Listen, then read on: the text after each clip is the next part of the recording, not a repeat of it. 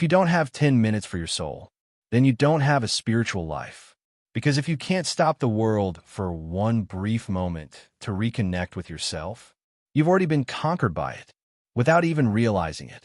Every morning, millions of people wake up, but very few truly awaken.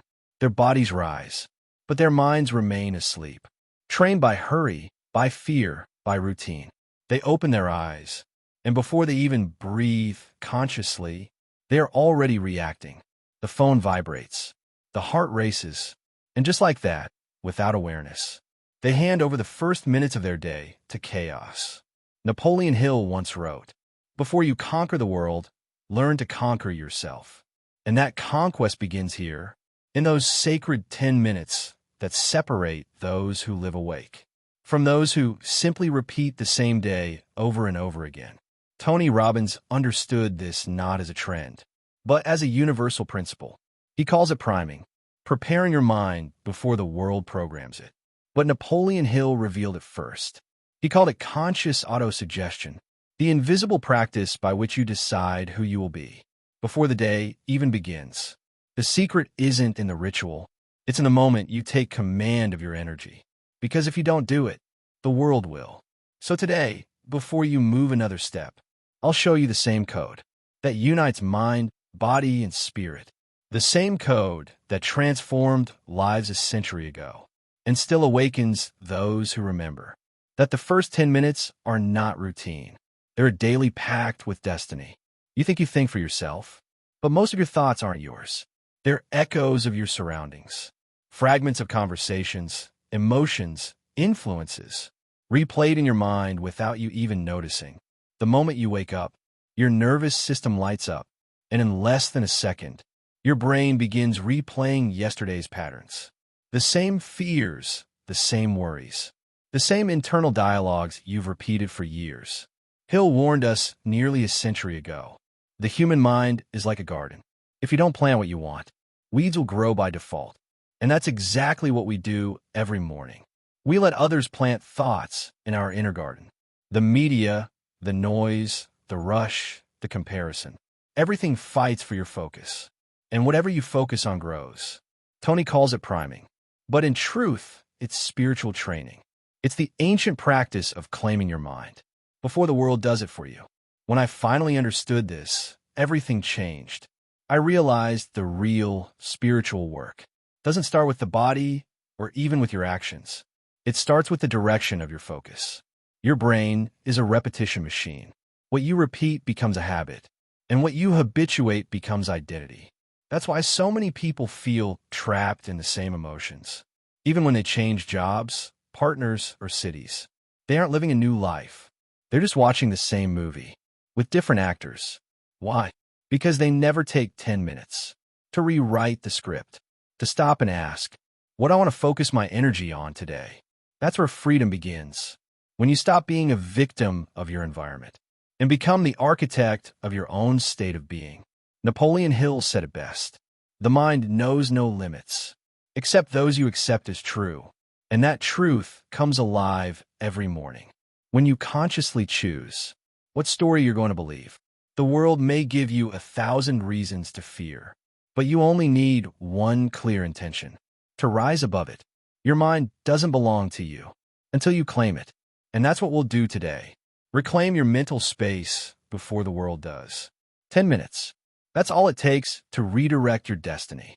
Not an hour, not a retreat, not a miracle. Just 10 minutes of real connection. Connection that awakens your entire inner power system. Hill taught that thoughts mixed with emotion become magnetic forces that attract their physical equivalent. Neuroscience today calls it neural conditioning. But the essence is the same. What you feel when you think programs your brain. Your mind is a laboratory. Each thought is a chemical command.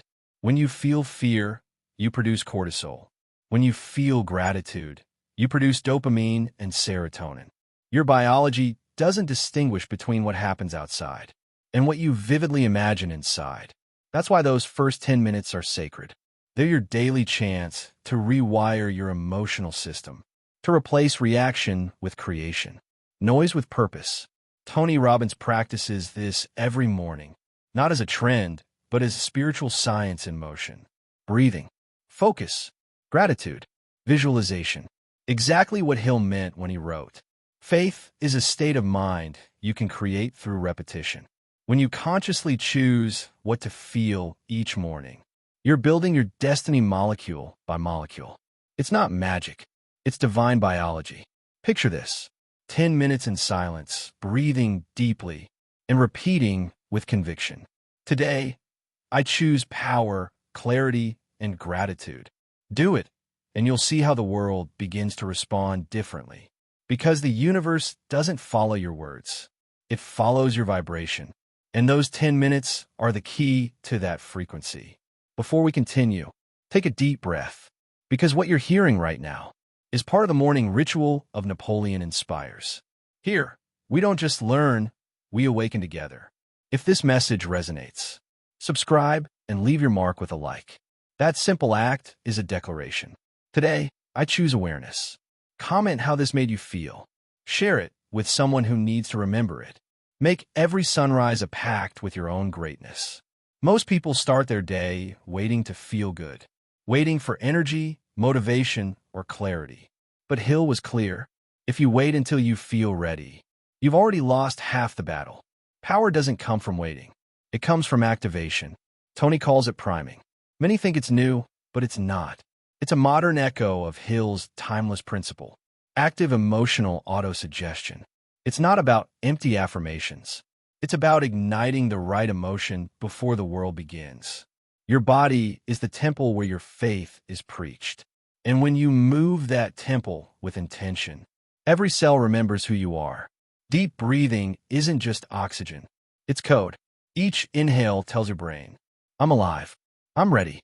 I'm in power." That's why the real morning ritual doesn't start with thoughts. It starts with movement.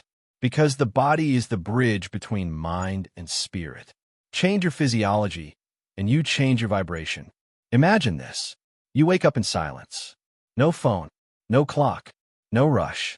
You breathe 3 deep, conscious breaths. With each one, you feel your inner fire awaken. Golden light enters your lungs.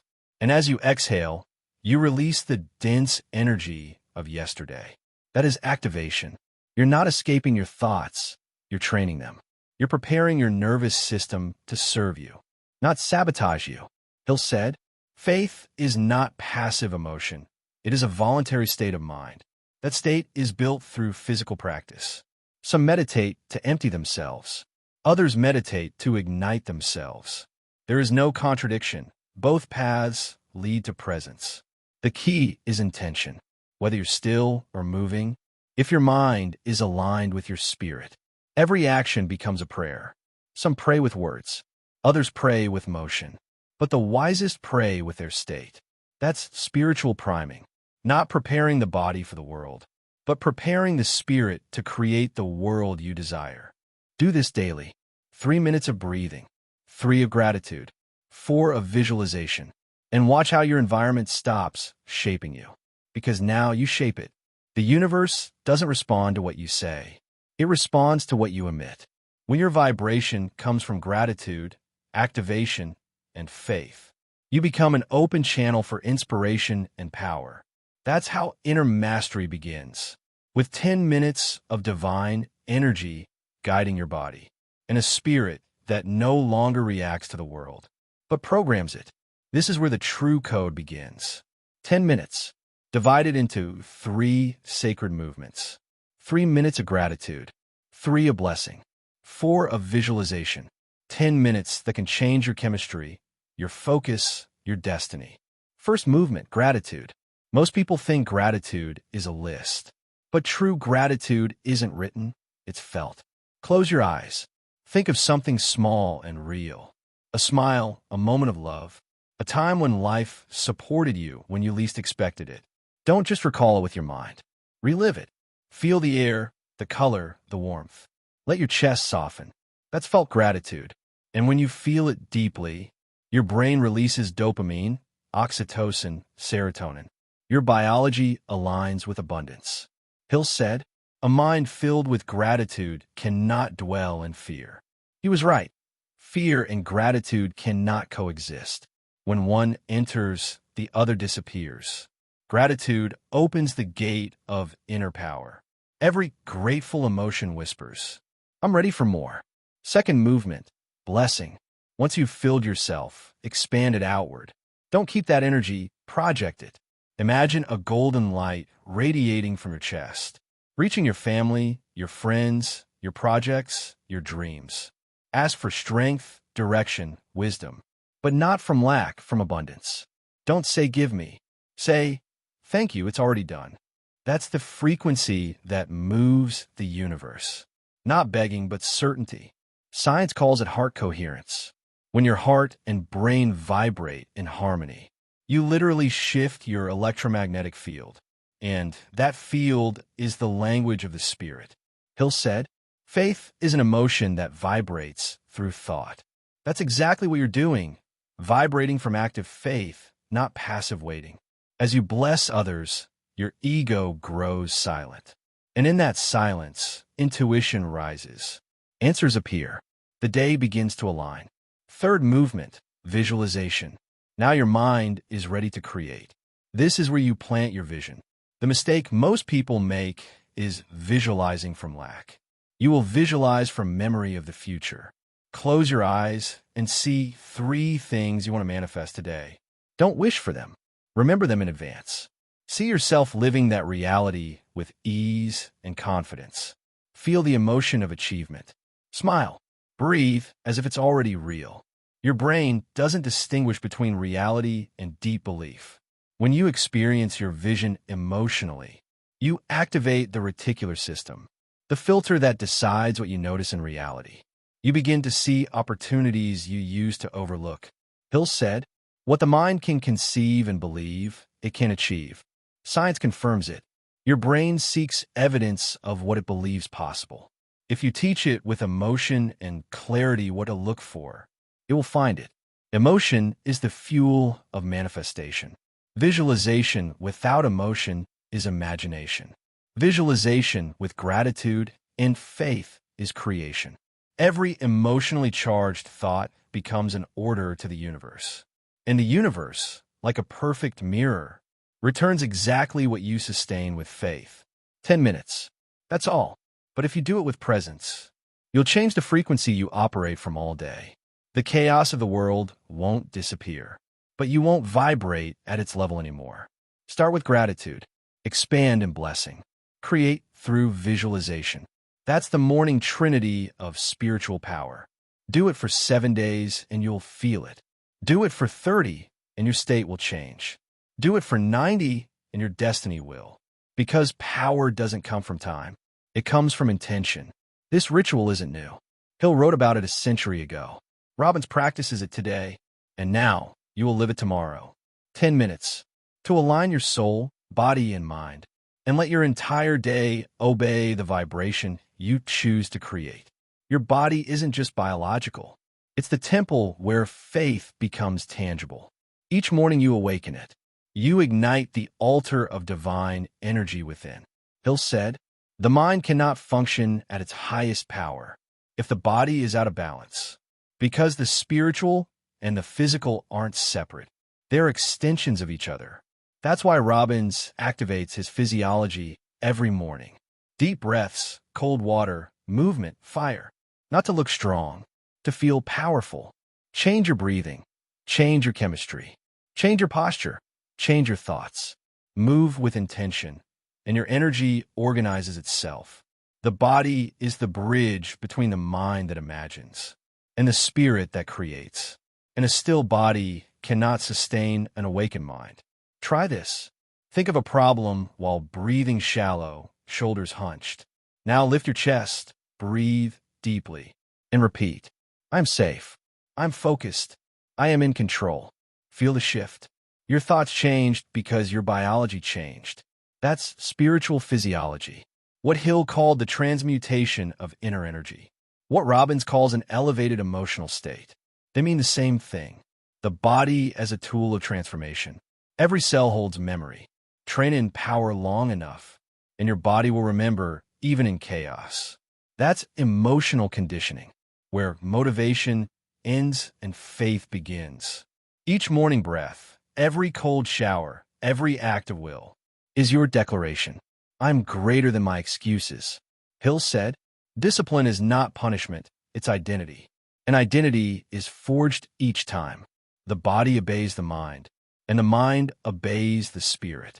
That's not a workout. It's a ceremony of energy. Every breath is a prayer. Every movement is an affirmation. Every drop of sweat is proof. Faith can be trained. The body never lies. It reveals your true state. And when you turn it into a channel of presence, God, the universe, energy itself, find a home in you. Remember this. The mind designs the plan. The body builds it. Train them together each morning. And everything you imagine in faith, you will manifest in power. Most think discipline is willpower, but real discipline is identity. It's turning what you choose to do into who you are. Robbins dives into freezing water each morning, not because he loves the cold, but because in that instant, he chooses who leads, his body or his spirit. That moment isn't physical, it's sacred. It's the invisible battle between the old self and the new. He'll said it best. The man who masters his mind masters his destiny. Every time you act, even when you don't feel like it, you're winning a war most never fight. Your cold shower might be waking up early, putting the phone away, saying no to distraction, or keeping a promise to yourself. Each uncomfortable act is a micro-temple where character is forged. Discipline isn't rigidity. It's coherence. It's aligning your actions with your vision. Want to change your vibration? Start by keeping promises to yourself.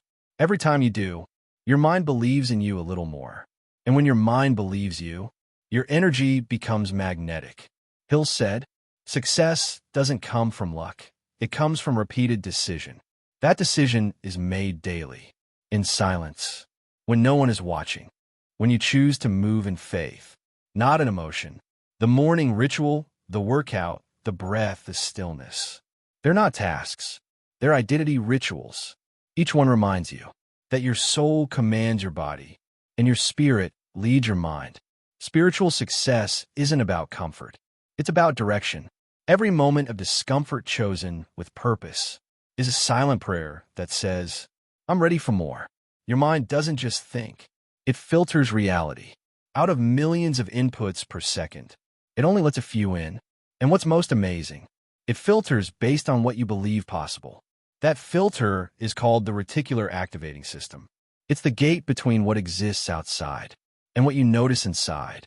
You're programming it every day, consciously or not. Hill understood this decades before science named it. When he wrote, what the mind can conceive and believe, it can achieve, he wasn't talking about magic. He was talking about focus. When you buy a new car, you start seeing that model everywhere. It's not because there are more of them. It's because your brain learned to notice it. That's the reticular system in action. Robbins trains it each morning by visualizing his future with intensity, celebrating it as if it already happened. Hill taught the same principle differently. Act as if you already are the person you wish to become. The brain can't tell the difference between what's real and what's vividly felt. So when you visualize with deep emotion, you activate the same neural circuits as living it. You're teaching your mind that your future is familiar. And when something becomes familiar, your brain finds it, attracts it, recognizes it. That's how faith becomes science. Faith isn't waiting. It's training your nervous system to notice what's already unfolding in the unseen. Your emotional vibration is the code your mind uses to filter the world. If you focus on fear, you'll find more reasons to fear. If you vibrate in gratitude, you'll find more reasons to be thankful. Reality is a mirror. It reflects your dominant emotion. Most people live in perceptual scarcity. Their minds search for lack, find lack, and reinforce it daily. Not because life is unfair, but because attention is misdirected. Hill called that poverty of the mind. Not lack of resources, but lack of awareness of the abundance already here. And there's only one way out. Retrain your focus. The universe doesn't respond to desire. It responds to emotional repetition. You can't just say, I want abundance. You must feel abundance before you see it. That's the difference between wishing and creating. Wishing looks outward. Creating vibrates inward. Your brain is the servant of your faith. Repeat fear, it will find danger. Repeat faith, it will find doors. That's not mysticism, it's sacred biology. Every morning, when you choose your emotions, you're tuning the frequency of your destiny. And when that frequency is consistent, life begins to move toward you. Hill called it the law of correspondence. Science calls it neuroplasticity. Name it however you want. They both mean the same thing. You become what you emotionally focus on. Your destiny isn't luck. It's sustained focus. And when your mind aligns with your faith, the universe has no choice but to open the doors that were already waiting for you. Most say they have faith, but most confuse faith with hope. Hope waits. Faith acts. And like any muscle, faith weakens if you don't use it. Hill called it persistent application. Robbins calls it emotional training. Motivation fades. Trained faith endures, even when everything around you shakes. You don't strengthen your legs by reading about exercise. You strengthen them by lifting. Likewise, you don't strengthen your faith by reading about gratitude. You strengthen it by living it until it becomes reflex. Repetition isn't monotony, it's spiritual programming. Each time you practice your morning ritual, you're not repeating a habit. You're sculpting a new identity. Hill said, knowledge without action is illusion. Information doesn't change your life. Execution does. Each morning you train your mind, body, and energy, you're telling the universe, I'm available for my purpose. And the universe always responds with mathematical precision. Because faith isn't positive thinking. It's sustained energy in action. Tony says, don't wait to feel ready. Act, and you'll become ready. That's the law of creation. Emotion follows action. Confidence follows movement. Power appears the moment you prove. You're willing to move forward without guarantees. That's faith in its purest form. Advancing even when you can't see the path. Your emotional training isn't measured by hours, but by responses. When the storm comes, do you collapse or do you breathe? Do you react or do you choose? That's the real practice.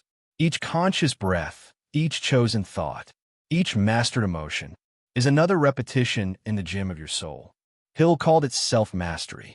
Robbins calls it an unshakable state. Both describe the same muscle. Active faith.